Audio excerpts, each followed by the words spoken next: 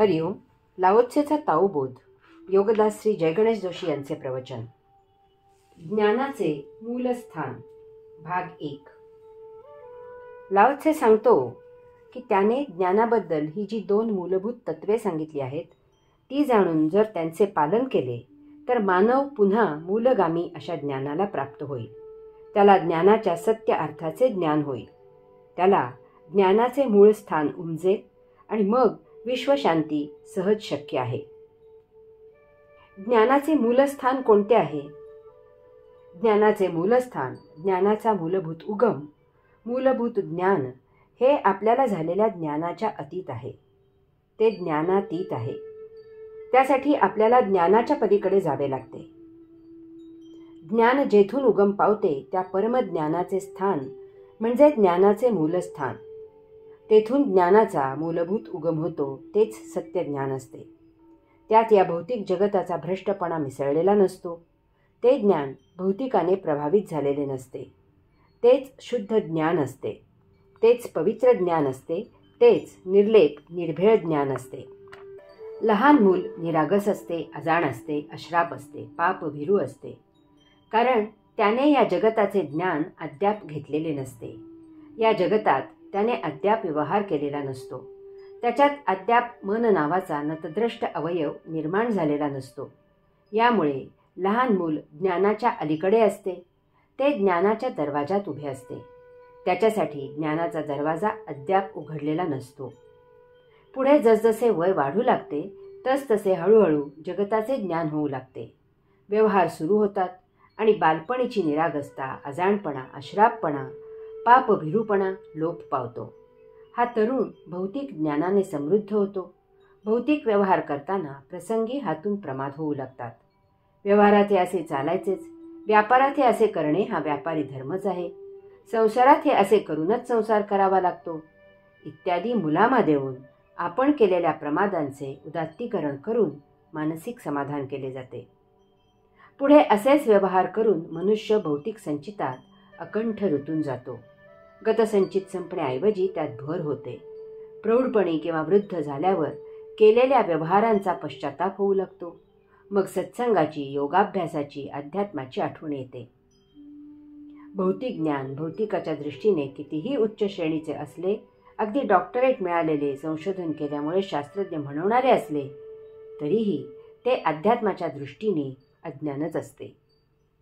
कारण या ज्ञानाने 1. गतसंचित संपत नाही, 2.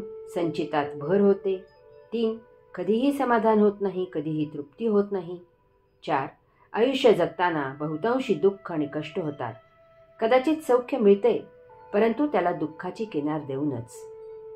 5. कधीही आनंद मिळत नाही. 6. कधी आनंदाची झलक मिळाल्याचा आभास होतो. आभास अशासाठी म्हणायचे की असा आनंद टिकत नाही. त्यामुळे हा तात्पुरता आनंद शेवटी दुःखच जातो.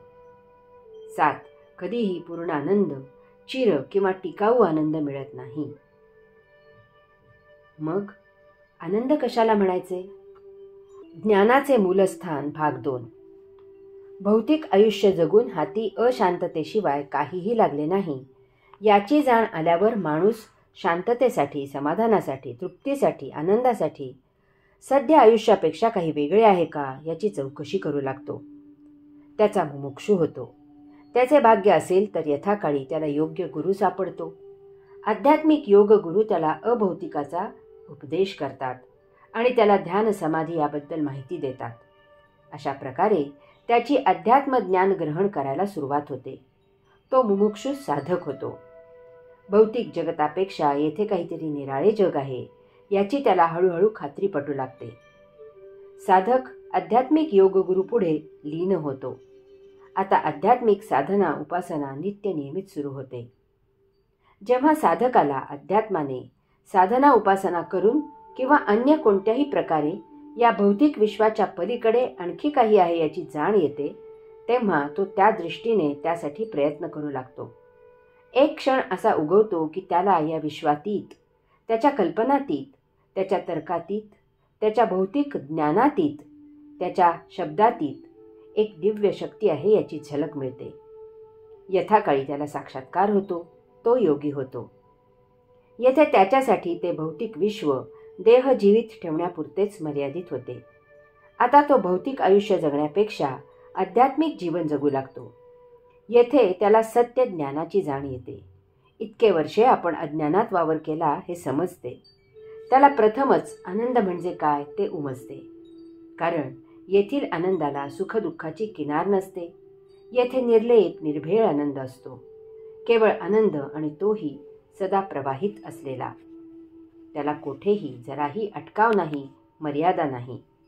कारण हा अनंताचा अनंत आनंद असतो. हाच तो परमानंद असतो. कारण असा आनंद त्या मूलभूत झऱ्यातून प्रवाहित होत असतो. येथे आनंदाशिवाय अन्य काहीही नसते.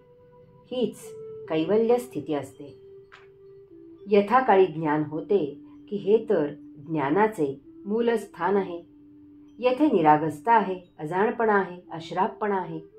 येथे पाप पुण्य असे काहीही नाही. येथे जे काही आहे ते सर्व भौतिकाच्या अतीत आहे. येथे द्वंद्वाच्या अतीत, अद्वैताच्याही अतीत अवस्था आहे. येथे शून्य अवस्था आहे आणि तरीही येथे काहीही कमतरता नाही. येथे सदा पूर्णावस्था आहे, सदा समाधान आहे, तृप्ती आहे. येथे शब्दातीत मौन आहे. जे आहे ते संपूर्ण आहे. सर्व ज्ञान समाप्त होते आणि एक गूढ गहन तत्व उरते. तेच आत्मतत्व असते. आपण त्याचाच अंश आहोत. आपल्यापासूनच हे विश्व निर्माण झालेले आहे. आपण विश्व निर्माण करणारे आहोत. येथूनच विश्वातील सर्व काही निर्मित झाले. आपण ज्ञानाच्या मूलस्थानी आलेले आहोत. हेच ते मूल वसती स्थान आहे. येथेच योगेश्वर आहे आणि यालाच ताओ तत्व, ताओ ज्ञान म्हणायचे. आता भौतिक ज्ञान असूनही ज्ञान नसलेल्या बालपणासारखी अवस्था झाली. निरागस. हरि ओम.